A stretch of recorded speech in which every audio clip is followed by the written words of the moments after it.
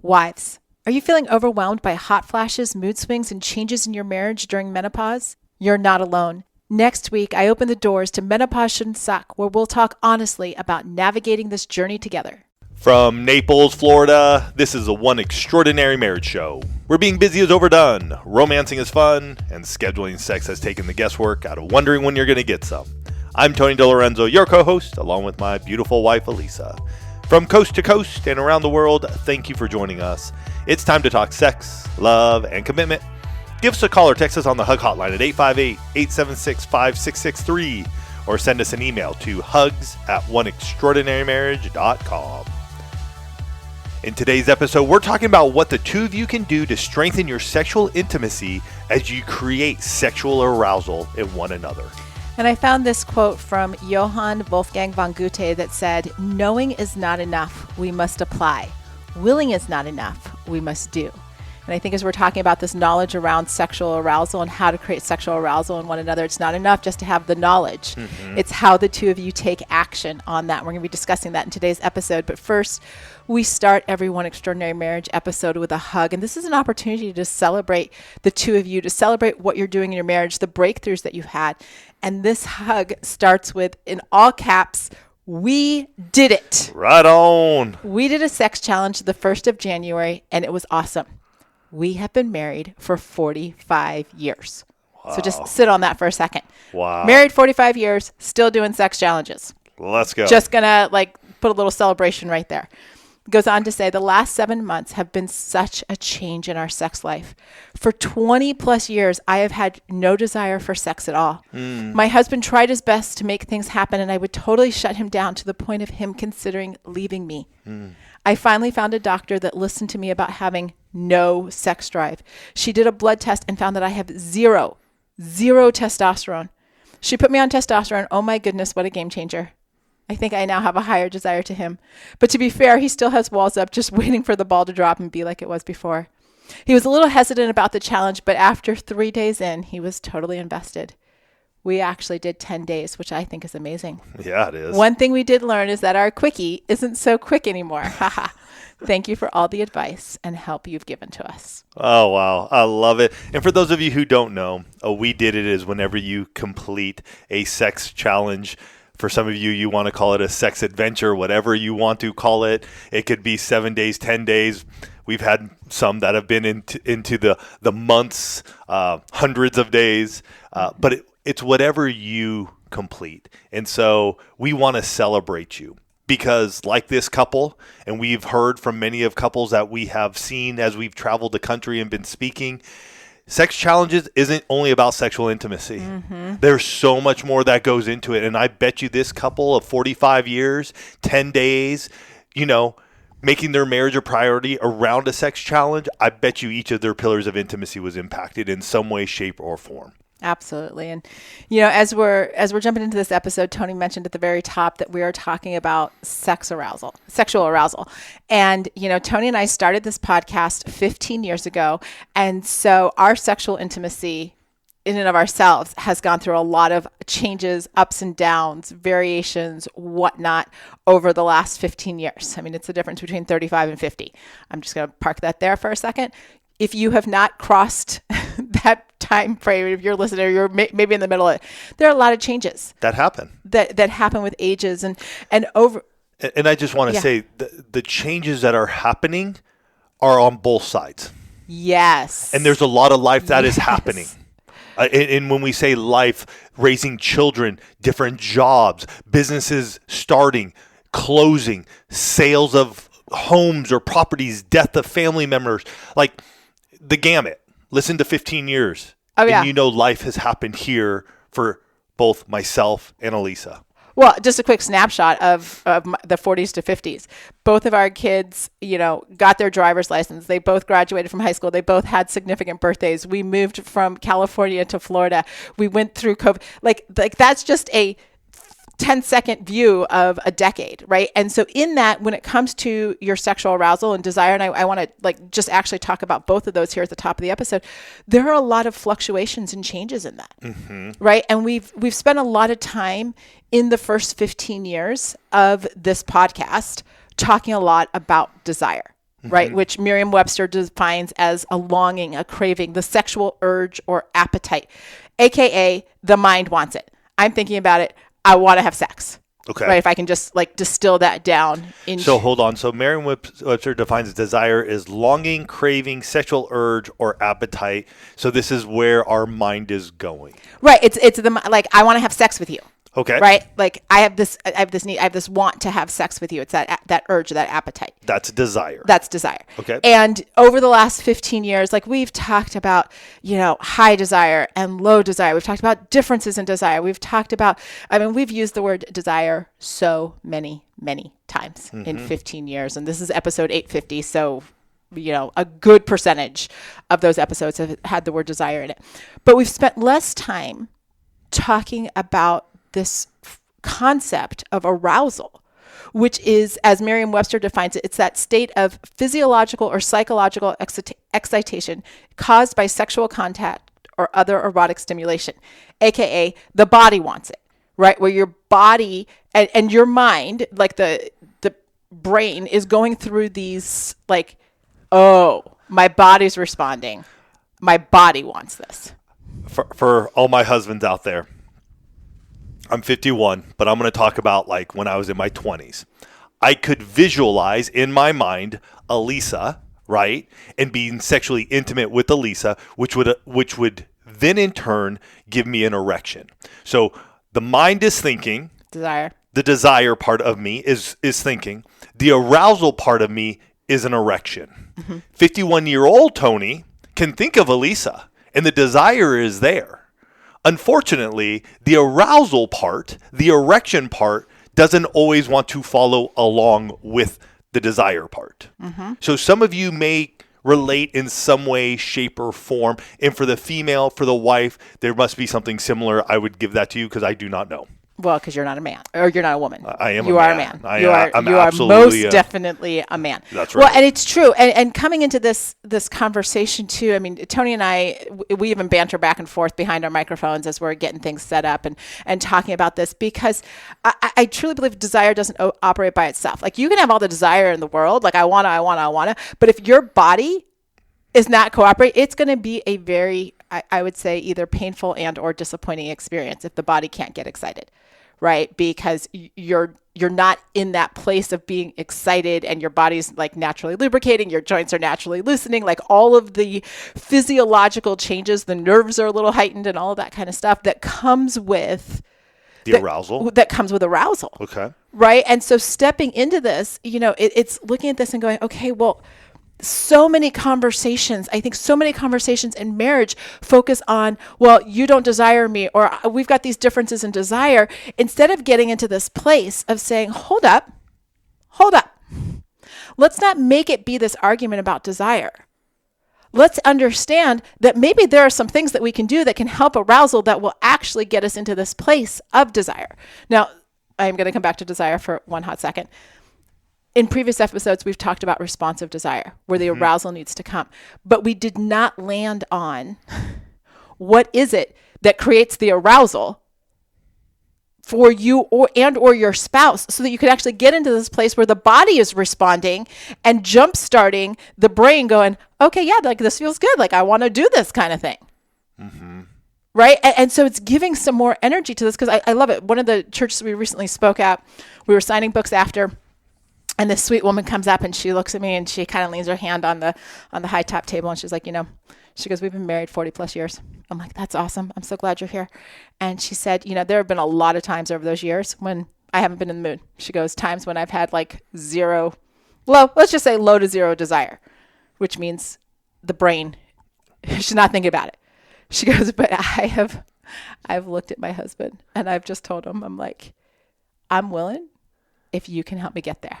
Help my body, work with me to get my body to say yes, so that my mind can also say yes. And I think this is such a big thing, because I've heard it in so many coaching sessions. She doesn't desire me. And I'm like, can we park the desire for a second and start figuring out what our bodies need to get there? And, it was interesting. Recently on Instagram stories, we asked the question, do you see a difference between desire and arousal? 75% of you said yes. Wow. Okay. Which I love. Yeah. I Good. love.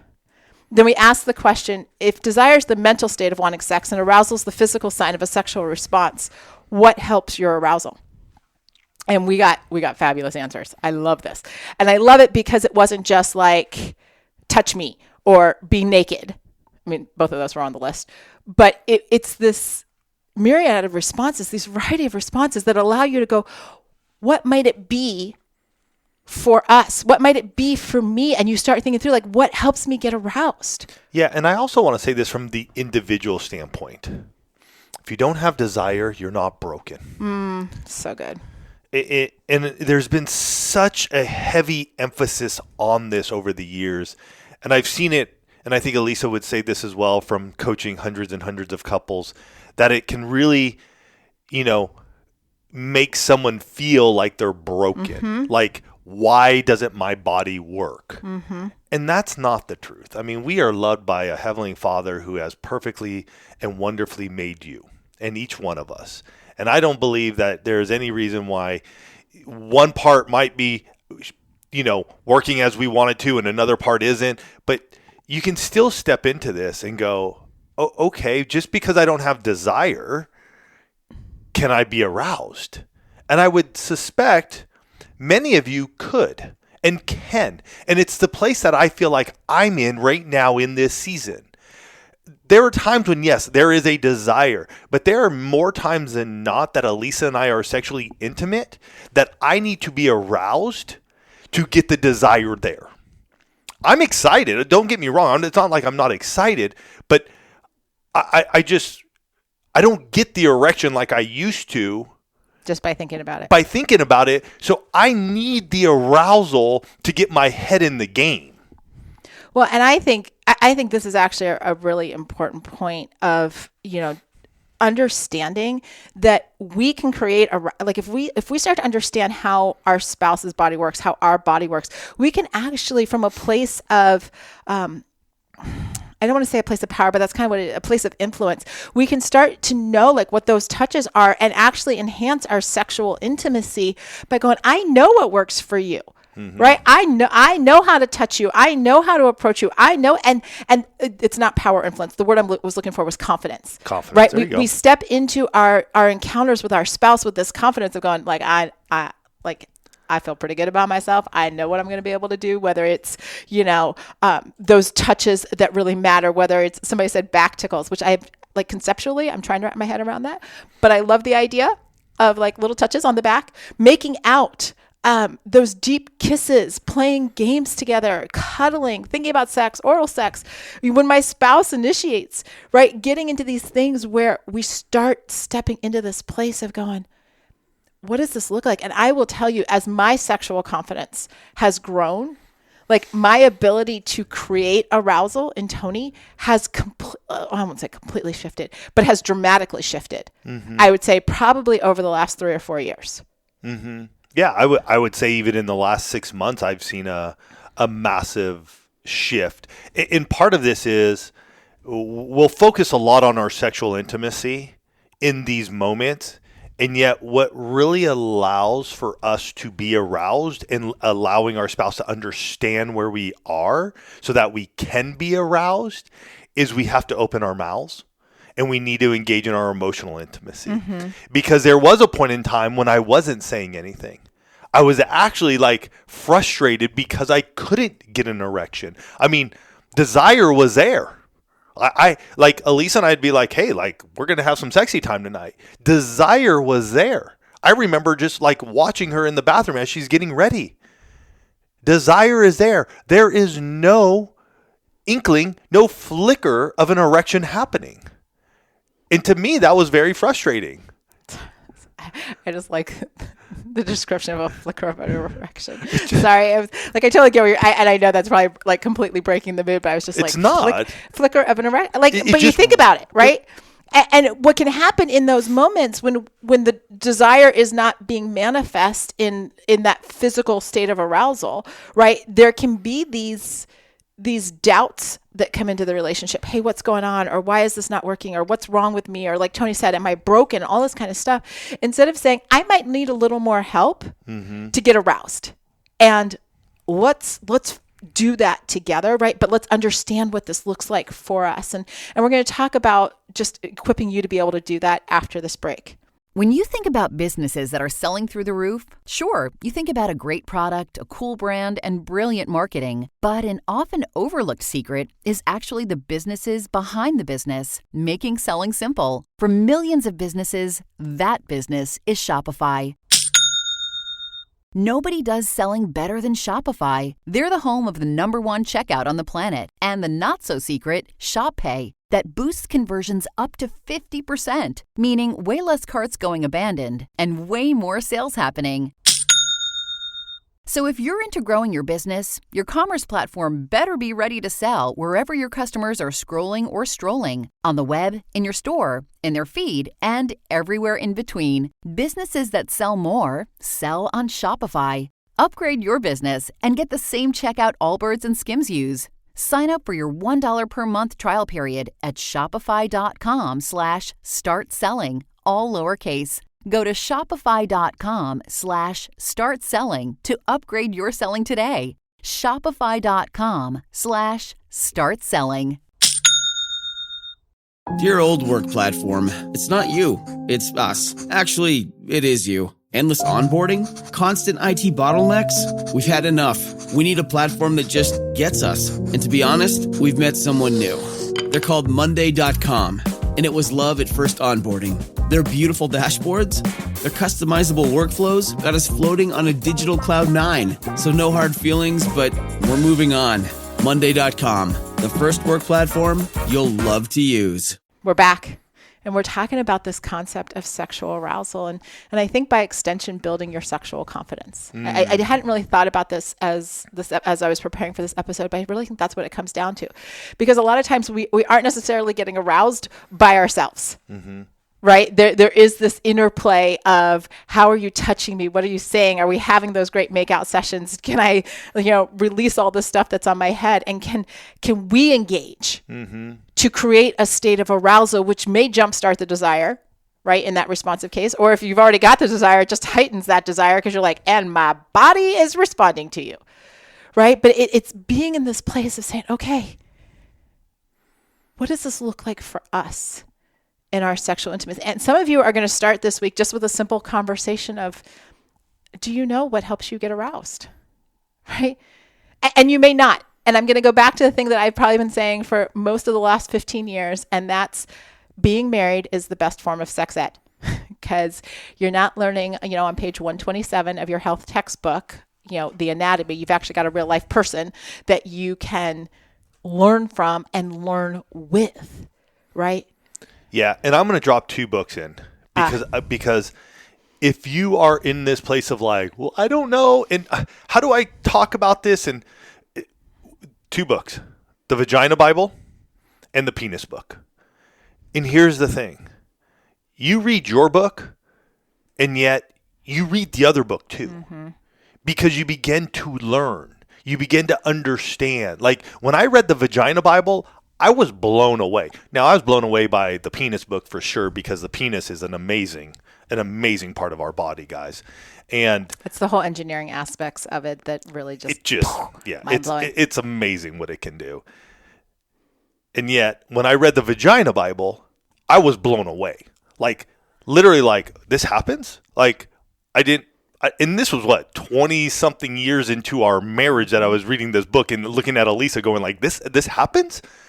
And she's like, yeah. And I'm like, oh my God. But the understanding of how her body is responding gave me confidence in being able to please her, to get her aroused.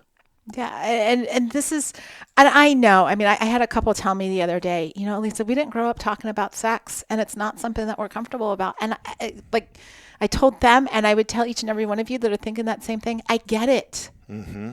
Tony and I, every time we stand before an audience at a live event, he will say something to the effect of, the Tony and Elisa that you see here is not the Tony and Elisa that got married in 96. It's not the Tony and Elisa that started the podcast 15 years ago. Like, we've practiced. But take it in little bite-sized pieces, right? Start stepping into this conversation. And I would say, make those conversations, like, know it's going to be more than one conversation. So take it slow and do it outside of your bedroom. The only sexy talk is the sexual conversation in the bedroom. All other talk around your sexual intimacy, do it somewhere else, right?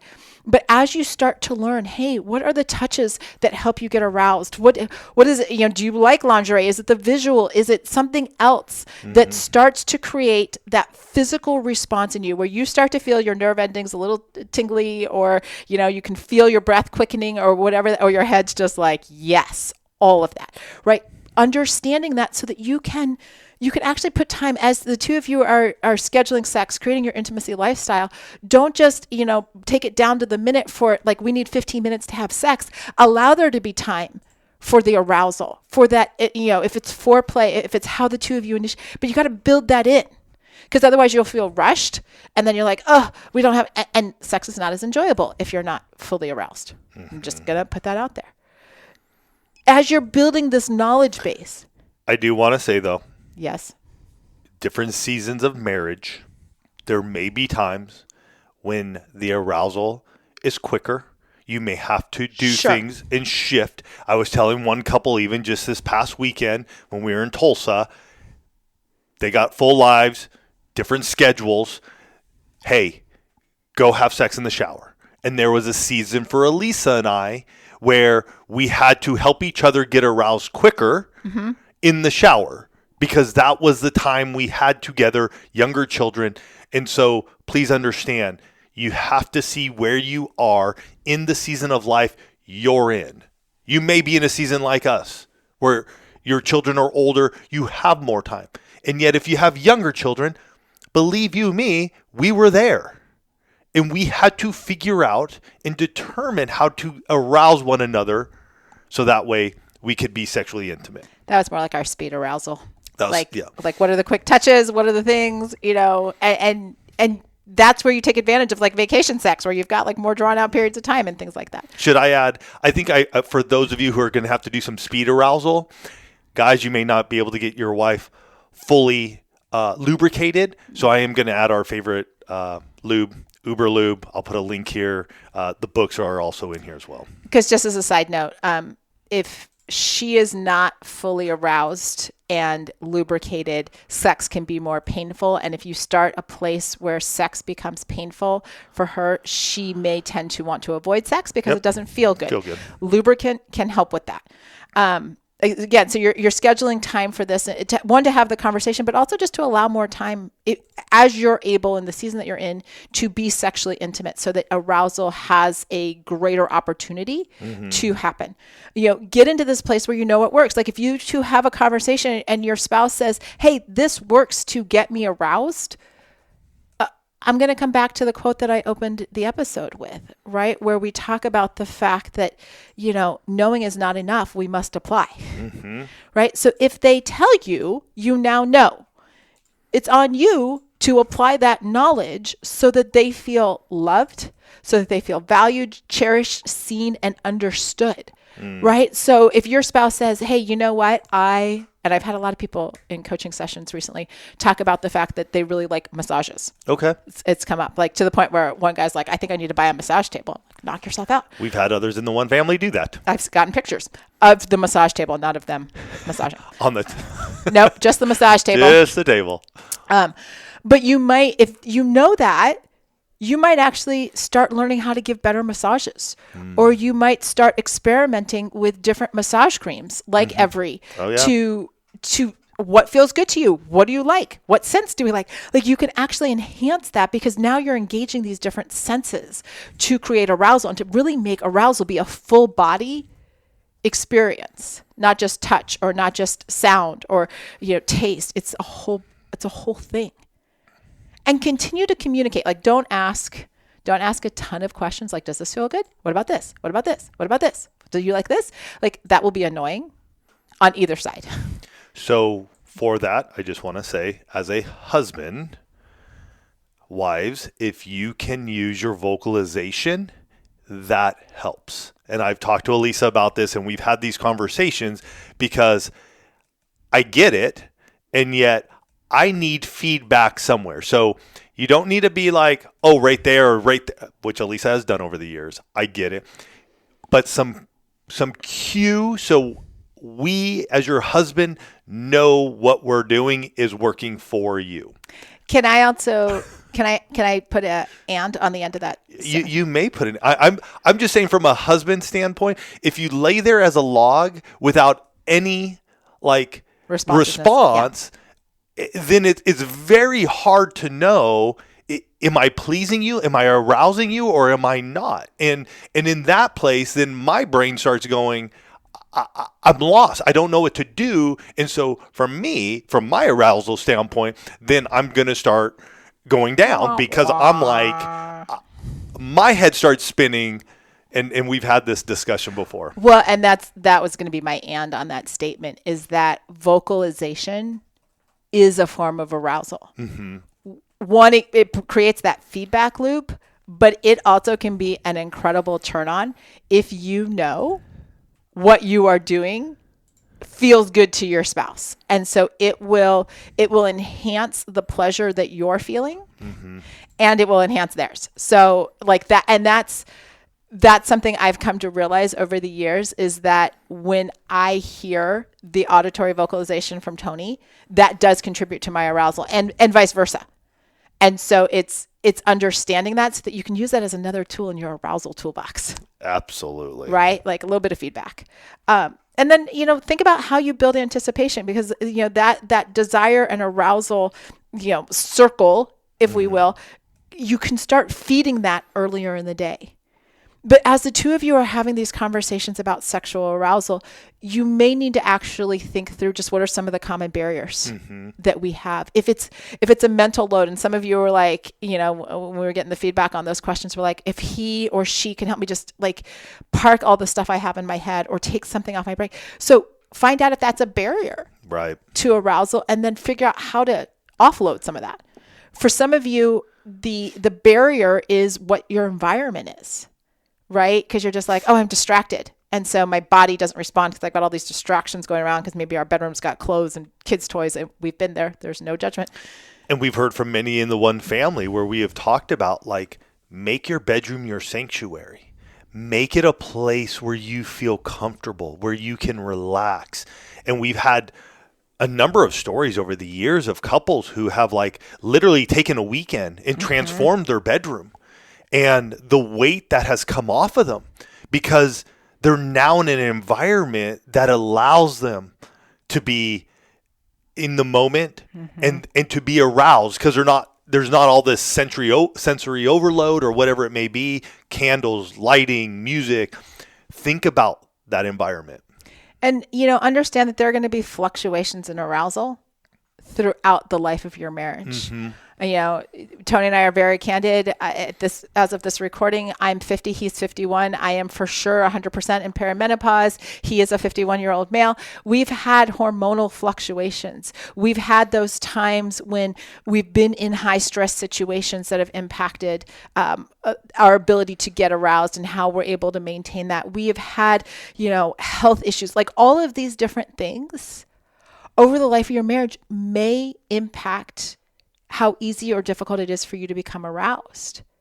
And I just want to say this is where the emotional intimacy comes in, because learning what works now, learning what's going on in your spouse, not just avoiding the topic of sex, but instead jumping into it. Mm-hmm. Like, this is a gift that the two of you give one another.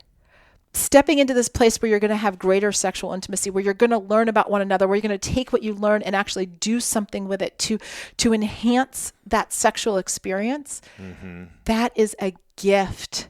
And just like the couple that we read the hug at the top of this episode, married 45 years, it is a gift that keeps giving. Because I have to guess, even on the young side, this couple is in their early 60s. Mm-hmm. Right? But they could be anywhere from early 60s up into their 70s. Guys, they're still having sex. So what we learn is something that we can keep using, and it can dramatically shift that connection and closeness that the two of us experience. Yeah. As you step into this week, think about how you can transform your marriage. How you can look at your marriage and have deep sexual connection when you look at your arousal. We'd love to have this conversation with you and go deeper if you'd like to. We'd love for you to join us in Intimacy Mastery. You can do that at intimacymastery.com, where we can take this conversation deeper. But the big thing here this week for the two of you is to really understand, what is it that gets me aroused? What can I do? What gets me aroused? And then what can we do? What do we do that gets each other aroused? Because arousal and desire, they're two different things. More attention is spent on that desire part. And so we want you guys to spend some time this week and look at your arousal. What are we doing for one another to get each other aroused so we can have a strong sexual intimacy pillar? You guys have yourselves a fantastic week. We love you guys. We'll see you next week.